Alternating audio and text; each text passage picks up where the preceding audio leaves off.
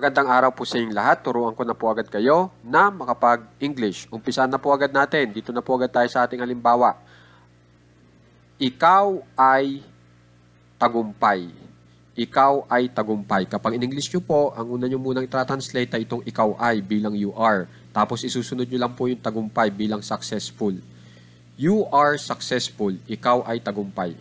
Okay? Isa pa pong halimbawa. Subukan po natin itong ikaw pa rin. Ikaw ay maganda.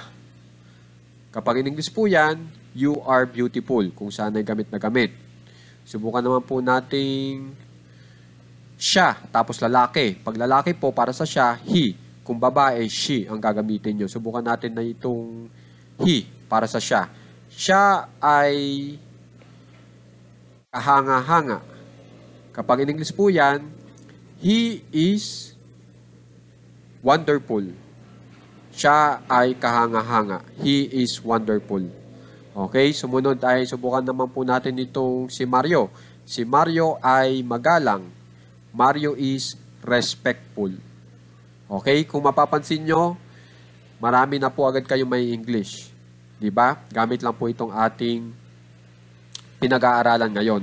Bali, ang itinuturo ko po sa inyo ngayon ay inilalarawan po natin yung ating pinag-uusapan. At ang ating pinag-uusapan po ay simula itong ako hanggang dito sa ito. Okay? Yan po yung ating pinag-uusapan. Tapos ilalarawan po natin gamit po itong mga salita sa English na may full, itong FUL sa hulihan. Na ito pong mga salitang may full ay ang gamit po nila ay adjective.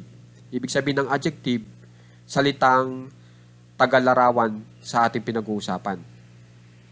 Okay? So, ang gusto ko pong gawin nyo ay tandaan nyo po lahat po ito. Itong mga salita sa English na may salitang full na ginamit nating adjective. Okay? Para makapag-English na po agad kayo. Okay? Gamit sila. Okay? So, pag gusto mong sabihin ay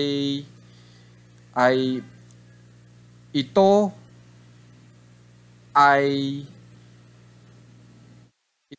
ay mapaminsala. Edi, it is harmful. Ganun lang po kadali. Okay, bali yung salita pong ito, yun o siya, ang katumbas po sa English ay itong it. May pagkakataon po na itong siya ay ginagamit na panturo sa bagay o sa isang sitwasyon, hindi po sa tao. May ganun pong pagkakataon. Okay, kaya huwag kayong magpapakalito. Okay? Meron din po siya na ang itinuturo naman ay tao sa Tagalog. Okay po? So, tatandaan nyo rin po yung mga bagay-bagay na iyan. Okay po?